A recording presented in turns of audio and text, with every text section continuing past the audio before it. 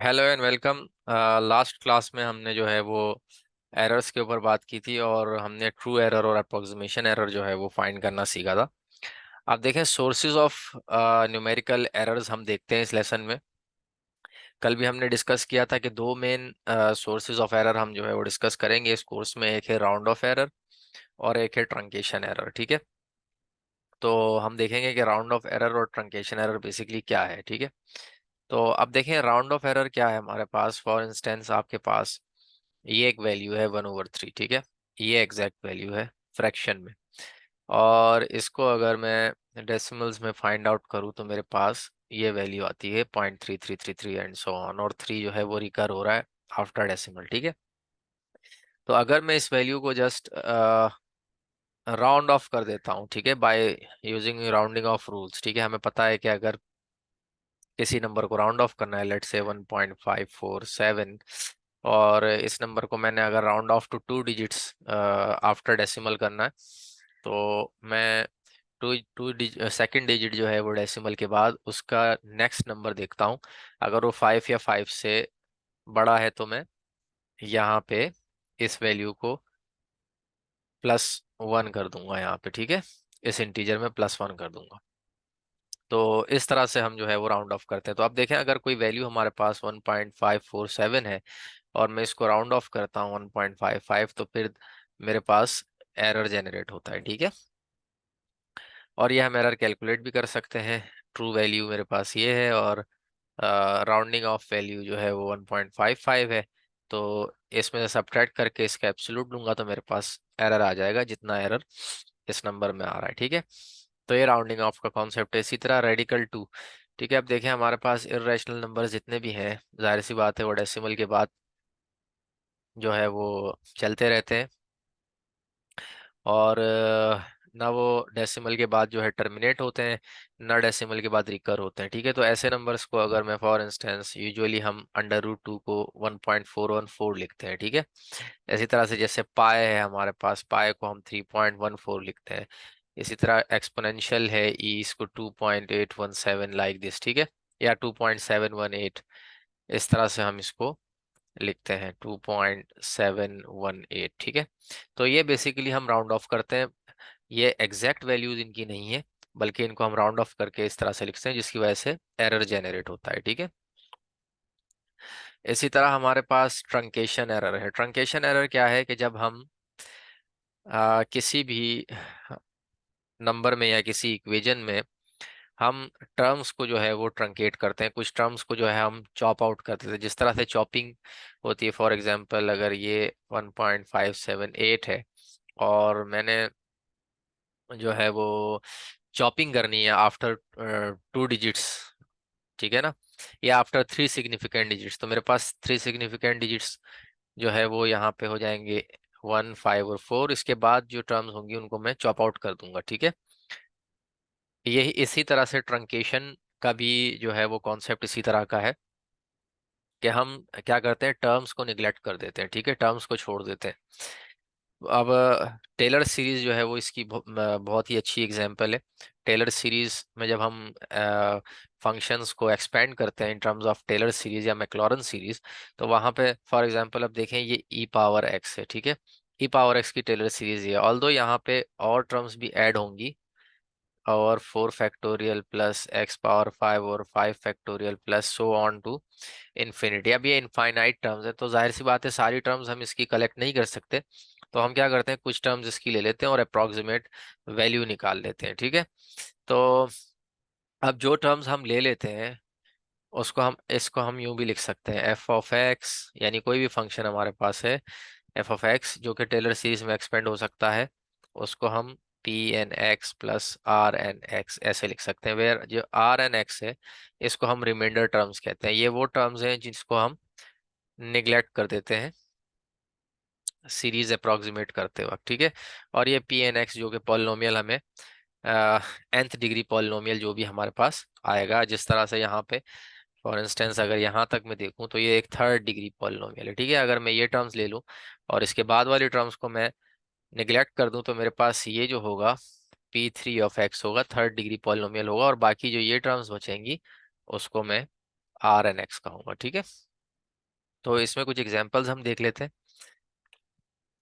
अब अच्छा, एक यहाँ पे भी ट्रंकेशन की एग्जांपल देख लें कि फॉर इंस्टेंस अब क्या है, using a finite delta x to approximate f prime of x. देखें हमारे पास बाय डेफिनेशन जो डेरिवेटिव होता है वो होता है limit delta x approaches to zero f of x plus h minus f of x divided by delta x. ठीक है, यहाँ पे डेल्टा एक्स आएगा हमारे पास। डेल्टा एक्स स्मॉल चेंज है। ठीक है, अब देखें जो डेफिनेशन है लिमिट की, इसमें डेल्टा एक्स बहुत ही स्मॉल है, यानी कि delta x approaches to zero, which means that के जो डिस्टेंस है, फॉर एग्जांपल ये फंक्शन है और मैं इस पॉइंट पे अगर डेरिवेटिव फाइंड आउट करना चाह रहा हूँ, तो अब जो डिस्टेंस है, ठीक है, इस पॉइंट में और इसके नेक्स्ट पॉइंट में जो कि मैं ले रहा हूँ, ठीक है ना, यानी डेल्टा एक्स जो है वो इतना स्मॉल है कि वो जीरो के करीब है। तो ये डेफिनेशन होती है हमारे पास एग्जैक्टली एक्चुअल यानी एग्जैक्ट वैल्यू की, डेरिवेटिव की एग्जैक्ट वैल्यू फाइंड करने के लिए। लेकिन अगर मैं फॉर एग्जांपल अप्रोक्सीमेट करता हूँ, तो अब मेरे पास एक और तरीका होता है जिसको हम एवरेज रेट ऑफ चेंज कहते हैं। लेट्स से मैं दो पॉइंट्स ले लेता हूँ, एक पॉइंट यहाँ पे और एक पॉइंट यहाँ पे।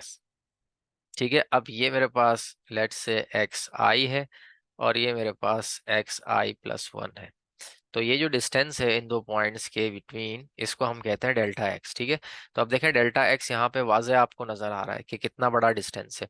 लेकिन एक्चुअल में जो बाय डेफिनेशन डेरिवेटिव हमारे पास इंस्टेंटेनियस रेट ऑफ चेंज जो है डेरिवेटिव का, उसमें हम delta x approaches to zero, यानी कि दोनों पॉइंट्स इतने नज़दीक होंगे कि हम उसमें डेल्टा एक्स को ऑलमोस्ट जो है हमारे पास जो चेंज इन एक्स होगा वो ऑलमोस्ट जीरो होगा। ठीक है ना, तो ये डेफिनेशन है डेरिवेटिव की। लेकिन अगर हम इसको अप्रोक्सीमेट करें बाय दिस डेफिनेशन, ठीक है, तो फिर जाहिर सी बात है हमारे पास एरर जनरेट होगा। ठीक है, तो अब देखते हैं कि ये एरर्स किस तरीके से हम कैलकुलेट कर सकते हैं। कुछ एग्जांपल से देखते हैं इसको। अच्छा, इसी तरह से फिर इंटीग्रल में भी हमारे पास सिमिलर है। अब इंटीग्रल क्या है, basically area under the curve. ठीक है, एरिया अंडर द कर्व में हम क्या कर रहे हैं, यहाँ देखिए कि इस फंक्शन को, ये हमारे पास फंक्शन है, ठीक है, ये ब्लैक लाइन हमारे पास ये फंक्शन है।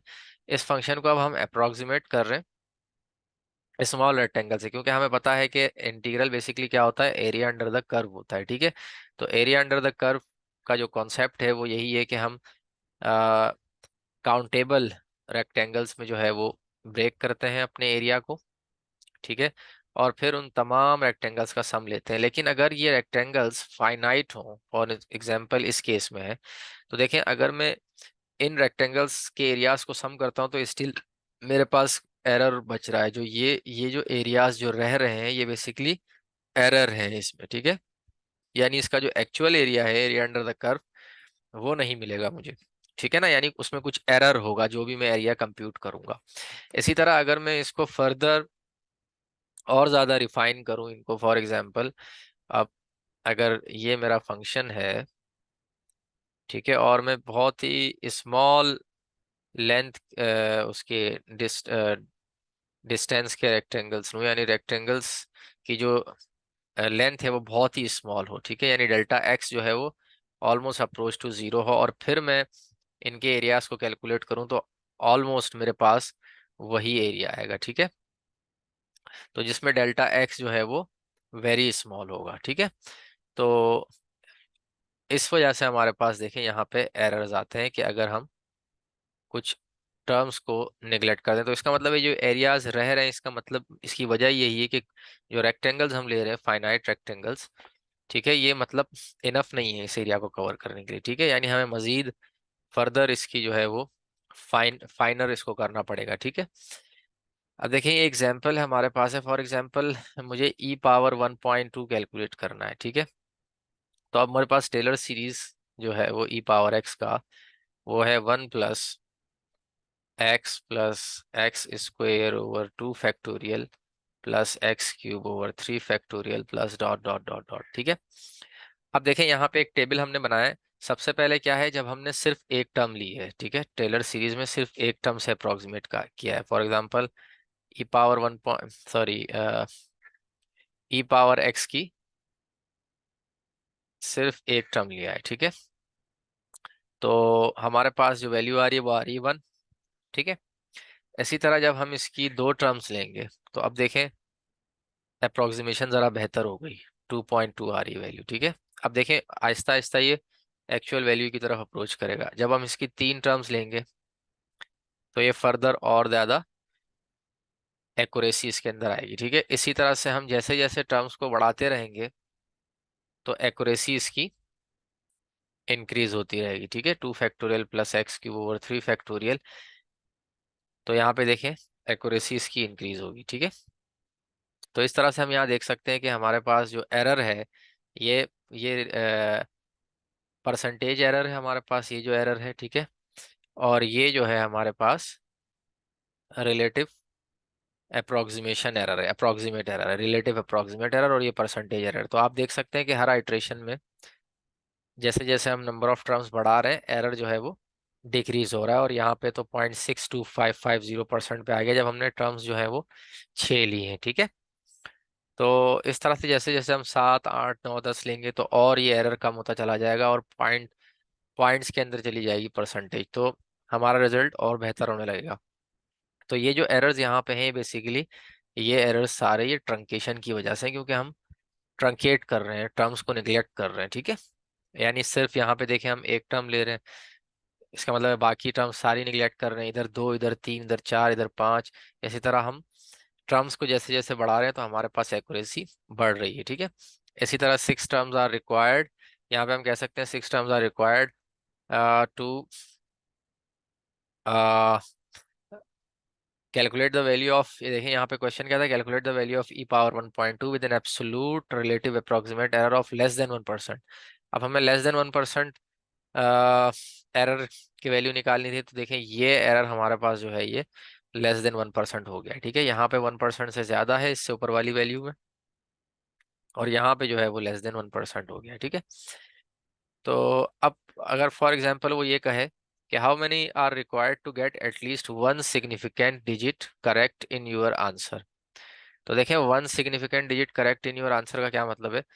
अब यहाँ टेबल में हम देखते हैं, देखें one significant digit correct to one significant digit कहाँ पे है? आप देखें यहाँ पे ये वैल्यू हमारे पास क्या है, 3.208, ठीक है। और ये वैल्यू हमारे पास क्या है, 3.2944, ठीक है।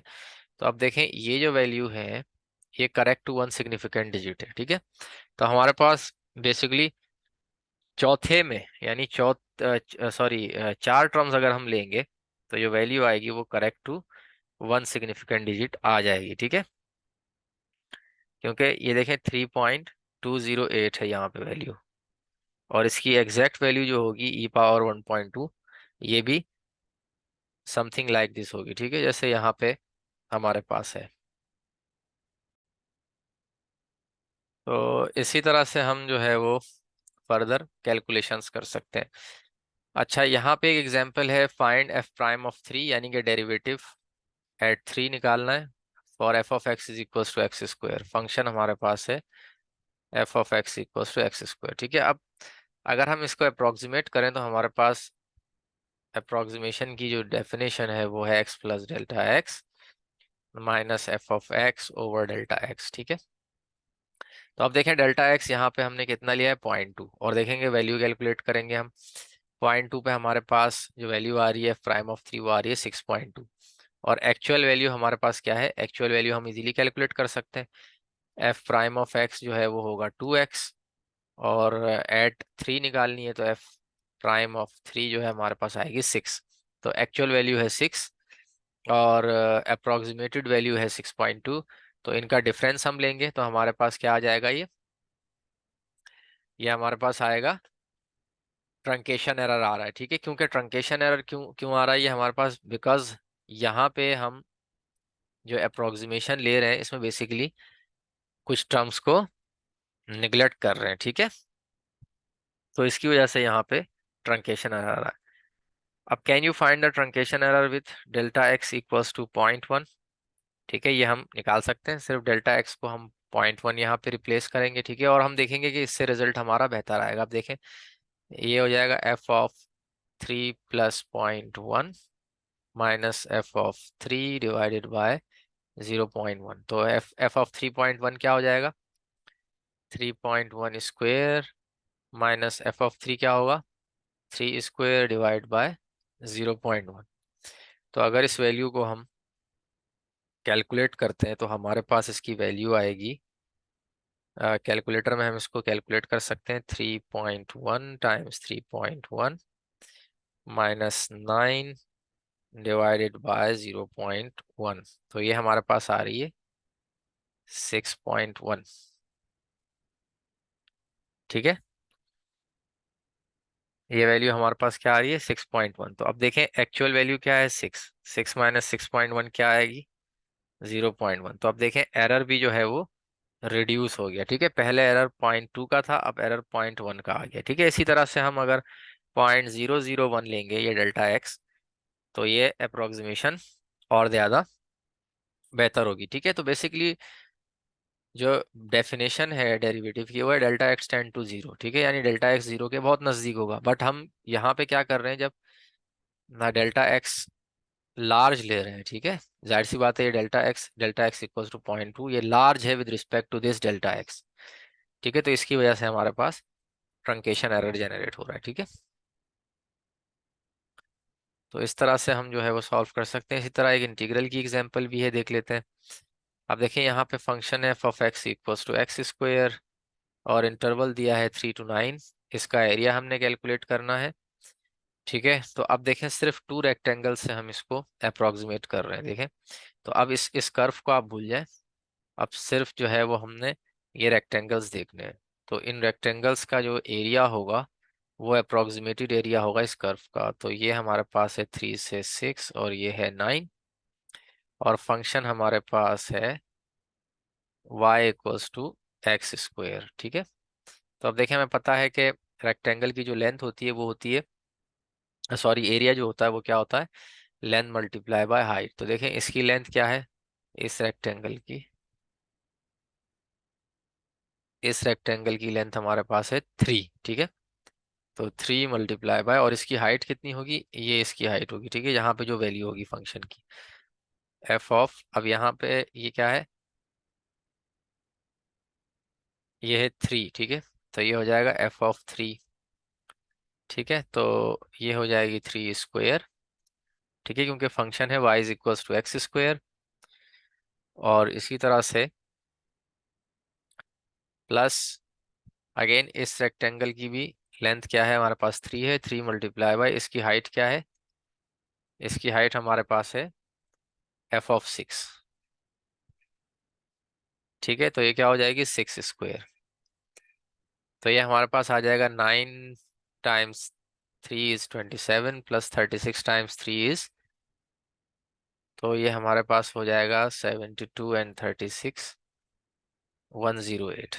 ठीक है, तो ये हमारे पास अप्रोक्सीमेटेड एरिया आ जाएगा इसका। ठीक है, यहाँ पे हम इसको देख सकते हैं।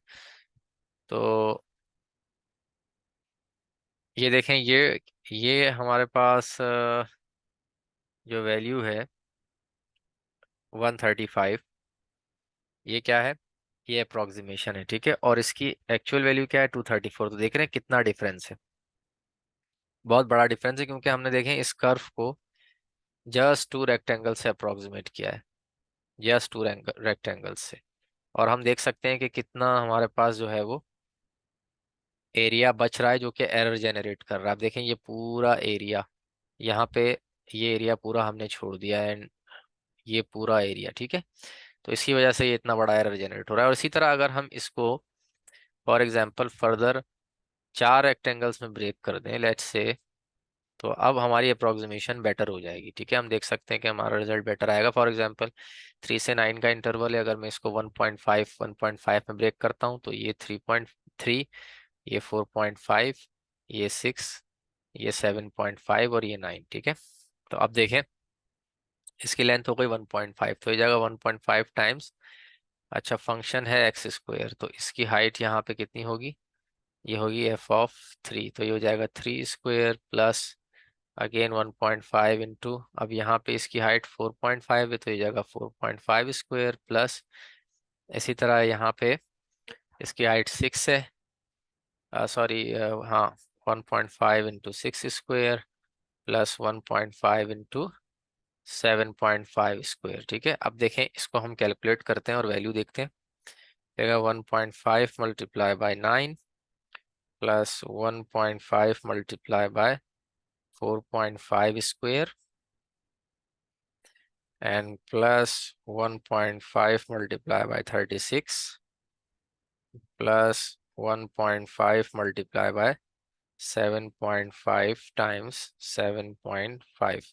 तो अब देखें हमारे पास रिजल्ट आ रहा है 182.25। तो आप देखें आप इससे कितनी नज़दीक आ गई हमारी वैल्यू। इसी तरह अगर मैं इसको 4 के बजाय 8 रेक्टेंगल्स में डिवाइड करूं तो और बेटर अप्रोक्सीमेशन आएगी। ठीक है, इसी तरह अगर मैं 16 में करूं, 32 में, और जितने ज़्यादा रेक्टेंगल्स बढ़ाऊंगा तो उसकी वजह से क्या हो जाएगा, ये मेरा रिजल्ट अप्रोच करेगा इस रिजल्ट को। ठीक है, तो इसका मतलब ये है कि जब मैं 2 रेक्टेंगल्स ले रहा हूँ तो मैं ट्रंकेट कर रहा हूँ काफ़ी सारे रेक्टेंगल्स को। जब मैं 4 ले रहा हूँ उस वक्त भी, 8 ले रहा हूँ उस वक्त भी। ठीक है, क्योंकि इसको तो हम इनफाइनाइट रेक्टेंगल्स में ब्रेक कर सकते हैं। ठीक है, इनफाइनाइट रेक्टेंगल्स में, तो जब मैं इसको फाइनाइट रेक्टेंगल्स में कर रहा हूँ तो कुछ ना कुछ मेरे पास एरर जनरेट हो रहा है। ठीक है, तो ये बेसिकली इसका आइडिया है। तो नेक्स्ट क्लास से हम रूट फाइंडिंग मेथड स्टार्ट करेंगे और उसमें भी हम एरर कैलकुलेशंस देखेंगे कि किस तरह हर स्टेप पे हम एरर कैलकुलेट करते हैं। Thanks for watching the lesson.